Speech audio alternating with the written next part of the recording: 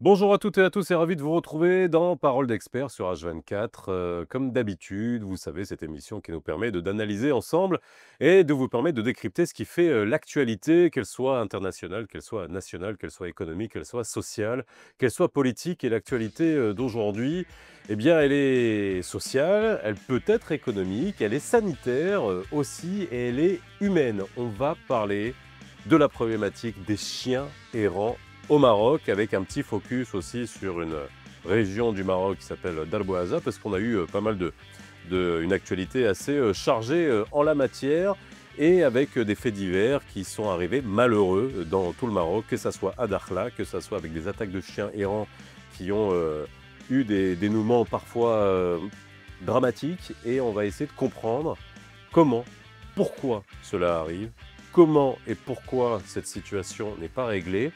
Et avant qu'on commence cette émission, j'aimerais juste préciser qu'il y a des sujets qui sont délicats, qui peuvent être difficiles à traiter d'un point de vue politique, d'un point de vue géopolitique international, qui sont sensibles.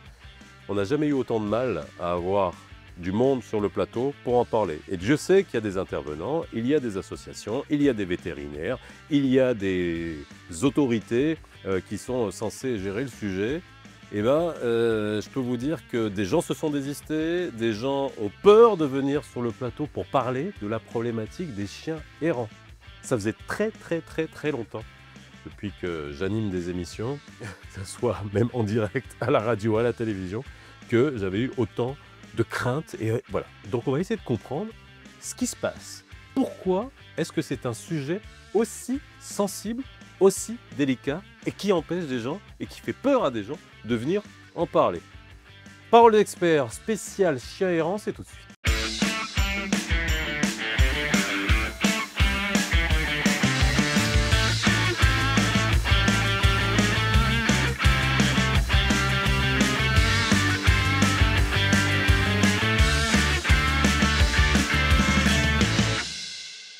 Et s'il y en a un qui n'a pas peur de se faire mordre, eh bien c'est Hamid Faridi qui est avec moi, et que j'ai beaucoup de plaisir à recevoir. Ça va, Hamid? Oui, très bien.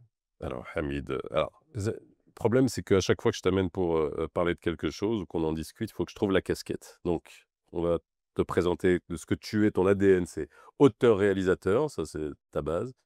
Euh, sur les médias, on t'a amené comme observateur aiguisé de les situations politiques. Tu as été ex-conseiller d'un ex-ministre. Et tu es surtout un défenseur de la cause animale. Je peux dire que tu es un éleveur de chevaux? Tu es un éleveur ou pas? Oui, voilà, Oui, voilà, tu es un éleveur de chevaux. Tu es aussi à l'initiative du festival Asel de Tboreda, et qui est ta passion, passion, passion, passion, passion. Et ça, je tenais à le préciser parce que pour connaître la cause animale et la défendre jusqu'au bout des ongles, je pense que tu es vraiment la personne idoine, et je suis ravi que tu aies accepté de venir en parler. Avant qu'on parle de la situation des chiens errants, parce que tu as aussi, les chiens, c'est aussi une partie de ta vie, que ça soit en refuge, que ça soit en soins, et tu vas nous expliquer euh, pourquoi il y a une telle crainte, une telle omerta sur, finalement, un problème qui est commun à beaucoup de pays, hein. Je suis allé chouiner, hein, que ça soit la Turquie, que ça soit la Bosnie-Herzégovine, que ça soit d'autres, en Europe aussi encore, hein, en Europe, orientale, on a des pays qui sont près, blabla, l'Algérie à côté, la Tunisie, bref. Mais pourquoi c'est aussi problématique et aussi sensible? parce qu'on ne on a toujours du mal à comprendre ce qu'on ne respecte pas.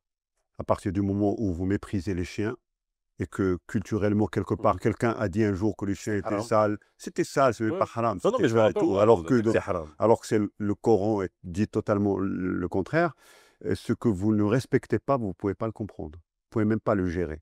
Et c'est exactement ce qui se passe avec les chiens errants et les chats, les animaux errants en général. C'est qu'on les laisse de côté et puis on considère que c'est un sujet mineur jusqu'au jour où ça devient un sujet majeur et que ça menace même l'image de ton pays et que ça menace la sécurité des citoyens dans les quartiers et dans les villages et que ça devient un sujet majeur.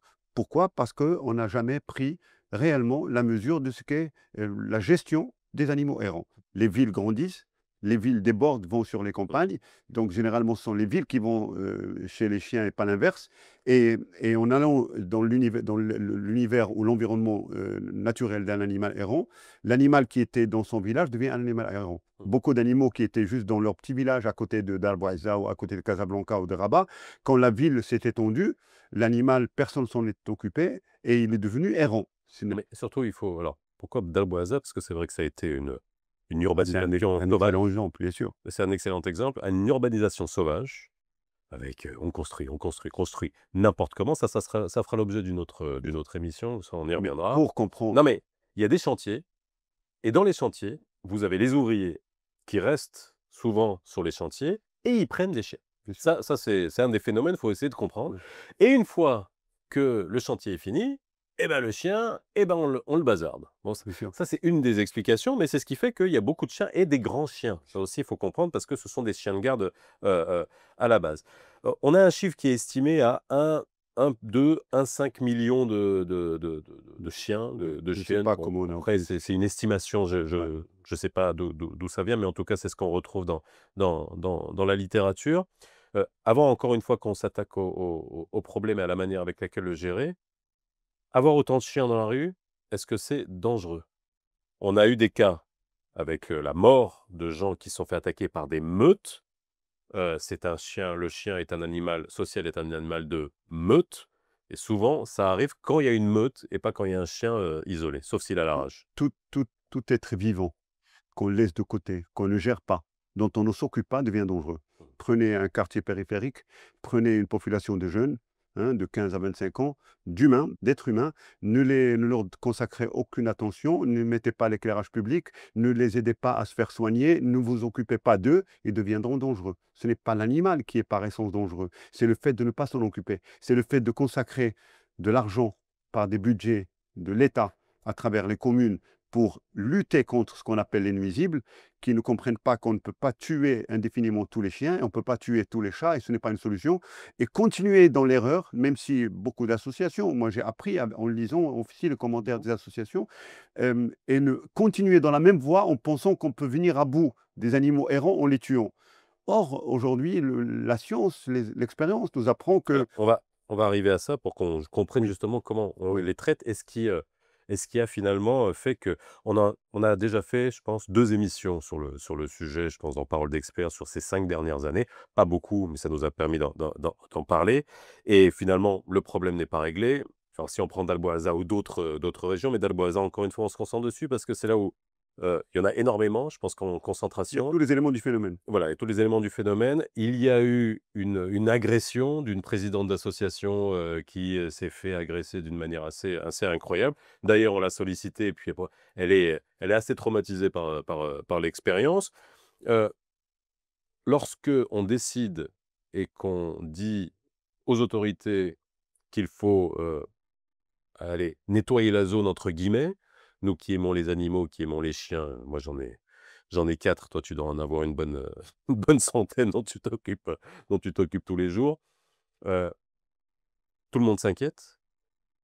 Tu es bien placé pour savoir qu'aujourd'hui les animaux domestiques et c'est quelque chose qui est quand même assez intéressant, le marché des animaux domestiques a explosé au Maroc, alors qu'avant c'est on s Une fait jamais on se serait dit que, voilà, les Marocains, auraient des chiens de alors là, par contre, ça a explosé, les franchises de l'alimentation animale et cetera, les vétérinaires, bref, tant mieux. Mais lorsque les autorités décident de s'attaquer au problème, on tue les chiens avec une manière qui est tout simplement, mais horrible et inhumaine. parce qu'on n'a pas compris comment le monde a changé. Comment on les tue? Alors je suis désolé, on va être cru parce Oui, que il y a un moment donné, il faut juste, qu'on sache il y a eu parce que plusieurs comment on les tue, ça peut être aussi dangereux pour les riverains, tu vois? il y a eu plusieurs phases. Ouais. Il y a eu la phase horrible, où on a fait appel à des prétendus chasseurs pour tirer à balles réelles sur des chiens dans la rue. Donc Les on a gens, tu fait vois, comme des battues administratives pour le c'est des sanglier battues du côté de administratives, sauf qu'on l'a Sidi fait et tout ça. sauf qu'on l'a fait dans l'irrespect total de la loi, parce qu'on tire à côté de rassemblements humains, d'habitations, de résidences, et on a tué des chiens, mais on en a blessé plusieurs qui sont enfuis avec des blessures, avec des pattes en lambeaux. Moi, j'ai eu parmi les chiens que j'ai eu à gérer, j'ai eu un chien qui n'avait plus de gueule, il y avait tous les dents, etc. Et cette phase-là, Je pense qu'elle est arrêtée parce que je pense que le ministère de l'Intérieur a donné le holà. Elle a dit: «Stop, on arrête» parce que, c'est inhumain, parce que c'est abject pour l'image du Maroc. Oui, mais Encore une fois, c'est de l'image du Maroc juste dont on oui, je parle. sais, mais je veux juste arrêter quand, et là on pense à la famille des gens qui ont perdu quelqu'un parce qu'ils ont été attaqués par des chiens. Il y a de l'émotion, Oui, c'est horrible ce qui s'est oui. passé, on peut même pas imaginer, Alors le voilà, donc après directement derrière les gens ils disent: «Ouais, ouais ça oui, fait la» oui, oui, tu oui, vois ce que oui, je veux dire? mais bon, ce cheminement ne peut pas être le cheminement d'un responsable politique Oui, ou d'un gestionnaire de choses publiques. à l'échelle d'une Ou région, à d'un l'échelle d'un pays. responsable, ça peut pas être le raisonnement du ministre de l'Intérieur, ça peut pas être le Oui. raisonnement des parlementaires, ça peut pas être le raisonnement des présidents de communes. Sauf que c'est le comportement typique des gens, des responsables qui se font déborder par un problème. Et encore une fois, quand je dis qu'on n'a pas géré un problème pendant des années et que maintenant on le prend dans la figure, je m'excuse du terme, on essaie de trouver des solutions. Parmi les solutions qui viennent, surtout pour un président d'une commune rurale ou d'une petite commune quelque part, agis, ces chiens qui nous font problème, on va les éliminer. Allez, le deux, trois chasseurs du coin, Mmh. je vous achète des cartouches, on fait une razzia au petit matin et c'est fini. Sauf que ça a On généré a le bien vu que fait, ça fonctionne pas. ça ne marche pas. Non mais Parce que déjà à la base, enlevons le côté, émotionnel, il n'y a pas horrible et d'émotion dans ce que je suis en sauvage. train de dire. Ça marche pas. Non. Pourquoi?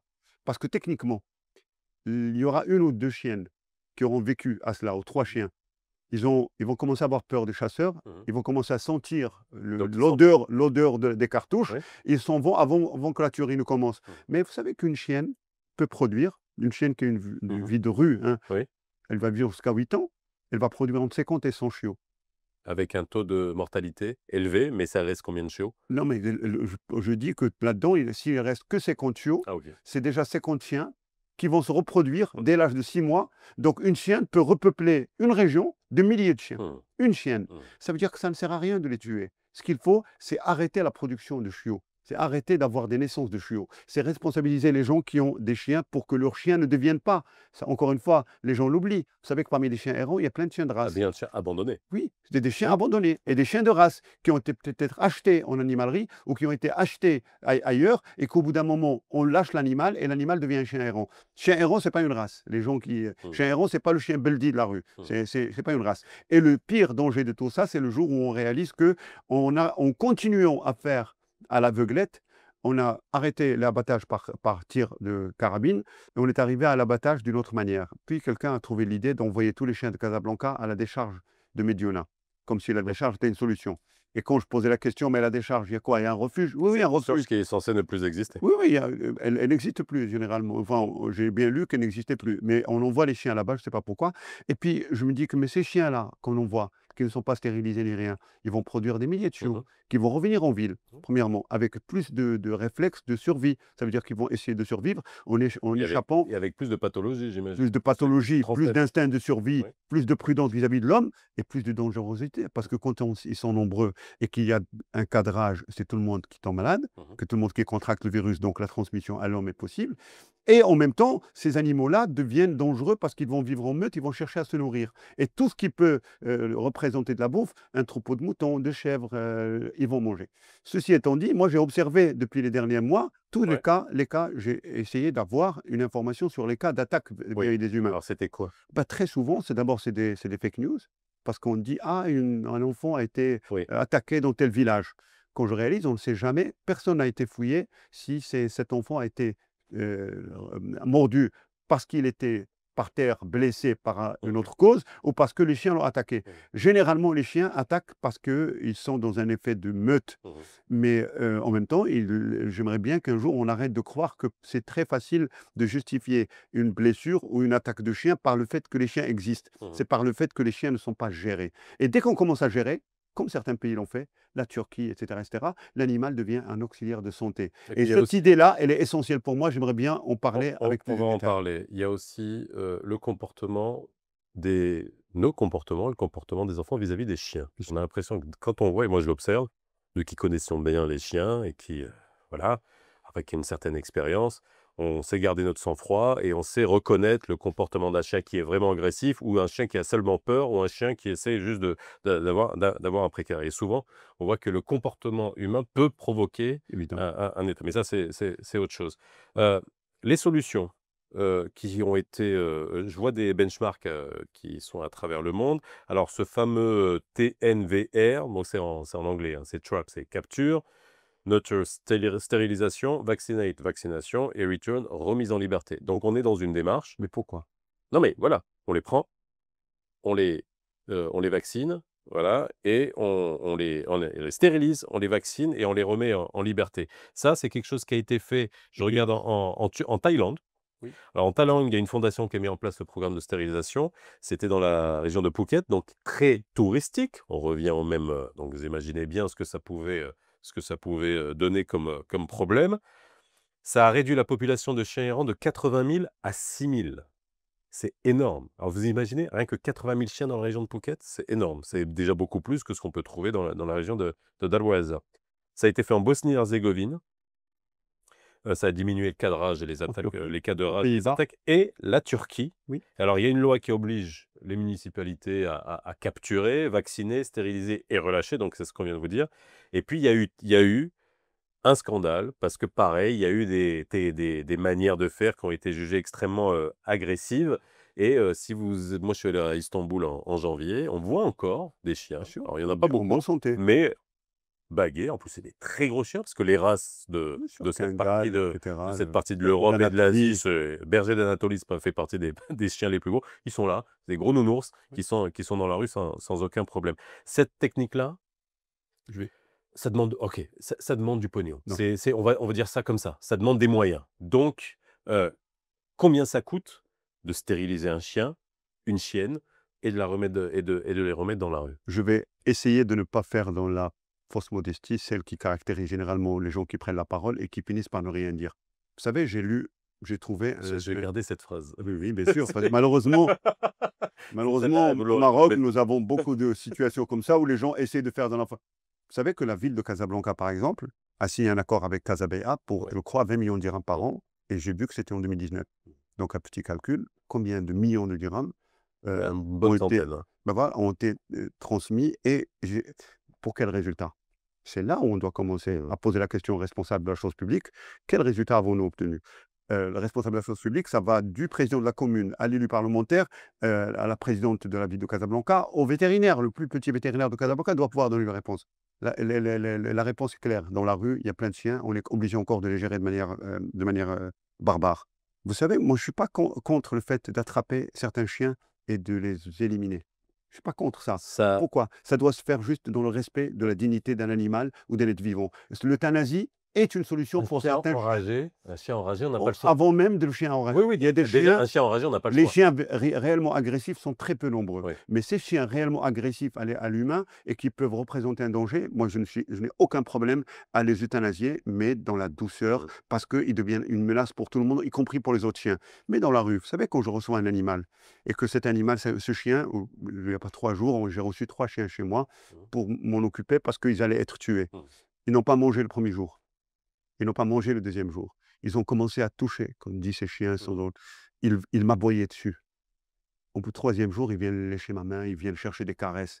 Le chien est fait par Dieu pour vivre près des hommes. Ces comportements Mettez un chien dans un grand parc d'1 hectare, il viendra vivre à côté bien du sûr. portail. Pourquoi? Parce qu'il a envie d'avoir du contact humain. La seule grande qualité du chien, c'est qu'il a envie, vraiment, Mmh. de croire en l'homme encore et encore. Et nous, on considère que ce chien qui se déplace en meute et qui est errant est une menace parce qu'on ne le gère pas. C'est notre défaillance qu'il faut juger, pas le chien.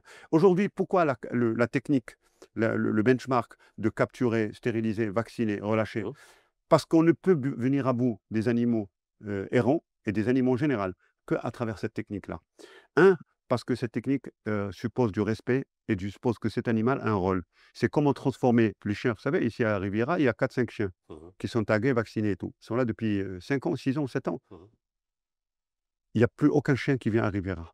Pourquoi? Ces chiens sont devenus des auxiliaires de santé publique. Oui. Ces chiens, une fois vaccinés, vont empêcher des chiens errants, d'autres, de Oui, venir. c'est leur Donc, territoire. on va figer les animaux. Ils vont être dans leur territoire. La nuit, si vous passez avec votre chien, ils vont vous aboyer dessus, Oui. sans jamais aller au-delà. Pourquoi? Parce qu'ils ne veulent pas d'un intrus dans le territoire. Ça, même si on devait payer les chiens, on ne les paiera pas assez pour assurer cette veille sanitaire.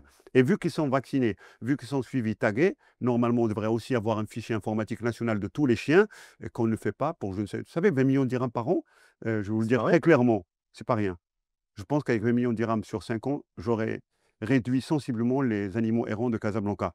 Ça, Alors, c'est là où juste pour qu'on soit factuel, vaccination, stérilisation. oui, La stérilisation, c'est devenu une opération, chez le vétérinaire qui va très vite, très qui vite voilà, sauf s'il y a des et même complications, ce qui peut arriver dans et n'importe même qu'il quel y a type d'autres de techniques d'aide qu'on n'utilise pas encore, mais qui sont encore plus rapides. combien ça coûte par chien? Chez un vétérinaire privé, Ouais, pour la protection animale, elle est autour de 300 dirhams pour un mâle et plutôt de 500 dirhams pour une femelle. 300-500. Oui, Ça, c'est pour une opération oui, unitaire. oui. Si on a une convention pour faire, truc, on peut descendre Oui, à pourquoi est-ce ouais, qu'on fera une convention? Il y a les vétérinaires diplômés qui cherchent du travail au Maroc. On pourrait avoir une très belle équipe d'une centaine de vétérinaires qu'ils ne fassent venus que ça. qui ne fassent que ça Ouais, et ce sera une très avec un belle budget comme et ça ça fait sera une bosser très tout le belle monde. expérience de leur Ouais. vie, supervisée par des vétérinaires plus expérimentés et on pourra faire peut-être 200, 300, 1000 chiens par jour. Mmh. Vous savez, on peut le faire avec le même budget de 20 millions de dirhams. Mmh. Mais quand on utilise de 20 millions de dirhams pour payer des fonctionnaires qui vont travailler 3 heures par jour, ça ne marchera pas. Il faut qu'il y ait un vrai travail. Ça, c'est une cause nationale. Les chiens errants, les animaux errants, c'est une cause nationale, au même titre que toutes les autres causes nationales du Maroc. Pourquoi? Parce qu'il y va de l'image du Maroc, Mmh. de la crédibilité du Maroc. Nous sommes, vous savez, la Turquie. Pourquoi la Turquie a géré ses chiens? Ce n'est pas parce qu'ils sont plus amoureux des chiens que nous, c'est parce qu'ils ont l'industrie du tourisme Eh oui, qui compte. c'était pour le Vous ne pouvez tourisme. pas aujourd'hui prêter le flot pour qu'on vous attaque, qu'on vous tape dessus en Allemagne, en France, aux États-Unis, au Canada, en disant ce chien est barbare avec les animaux, alors que vous avez les moyens techniques, On humains de va faire autrement. on va finir l'émission en faisant reprenant la question que j'ai posée au départ. Oui. Ceci étant dit, pourquoi est-ce que c'est un sujet aussi sensible? Tu m'as répondu au démarrage en me faisant une belle digression, philosophique. Là, j'aimerais d'un point de vue concret. Qu'est-ce qui se passe? Il y a du détournement d'argent, il y a des gens qui ont un intérêt à ce que les associations ou pseudo-associations, parce qu'il y a des associations qui ne sont pas totalement formées d'un point de vue légal. Donc, bon, après, elles font ce qu'elles peuvent. Ça ne veut pas dire qu'elles font n'importe quoi. Ça veut dire que d'un point de vue administratif, elles n'existent pas sur le papier, des choses qu'on a vérifiées. Peu importe. Heu, quel est le problème? J'ai jamais eu autant encore une fois, je le rappelle, je l'ai dit en début d'émission, on traite de sujets extrêmement sensibles, on n'a jamais eu autant de problèmes à avoir quelqu'un sur le plateau. Parce que c'est un sujet qui dérange. Non mais ça j'ai compris, mais Tenez, s'il dérange, à il quel dérange niveau? Les associations ont du pain sur la planche, elles doivent se remettre à niveau, elles doivent refaire leur administrativement. administrativement OK, parlant, elles sont ça à c'est la côté de la première des plaque. choses. Et Ensuite, quand elles sont comme ça, elles n'arrivent pas à justifier même oui, la gestion de leurs fonds. d'accord. Deuxièmement, les pouvoirs publics.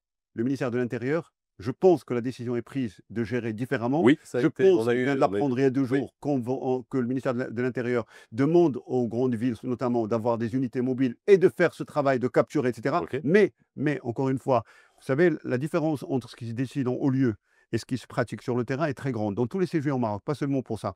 Parce que justement, quand j'ai vu ce qui s'est passé à Dalboisa, quand j'ai vu des voitures flambant neuves, 3 véhicules, je crois, et cetera, je me suis dit: «Mais qui sont ces gens? Des fonctionnaires? Des gros bras? Des auxiliaires des gens qui travaillent à la journée?» D'abord, il faut clarifier que ceux qui gèrent la chose publique en matière d'animaux errants doivent être clairement mentionnés, doivent être portés des uniformes, que ces gens-là soient régis par un code de déontologie Pourquoi alors, pour... question, est-ce Oui. que la solution c'est pas de faire passer ça, si on prend ça à bras le corps, de faire des appels d'offres et de passer par des entités privées?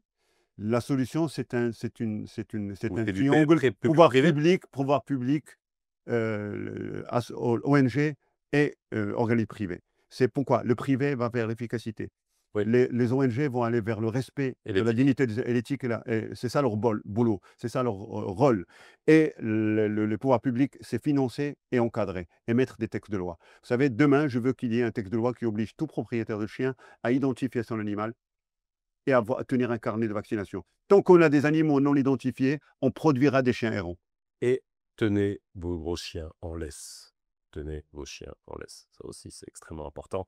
Parce que des fois, lorsque vous avez des chiens qui arrivent, vous ne savez pas vous comporter et beaucoup de morsures arrivent quand on veut intervenir entre des chiens, alors que les chiens, pour les laisser se débrouiller entre eux, qu'ils soient grands ou petits, ils savent exactement quelle est la place de l'autre. Merci beaucoup, Hamid, hein, d'avoir été avec nous. Ça nous Merci a pour permis votre vraiment de décrypter invitation. les choses et j'espère qu'on refera une émission avec d'autres intervenants aussi, avec toi aussi, pour qu'on voit et qu'on fasse un point. C'est un point extrêmement important.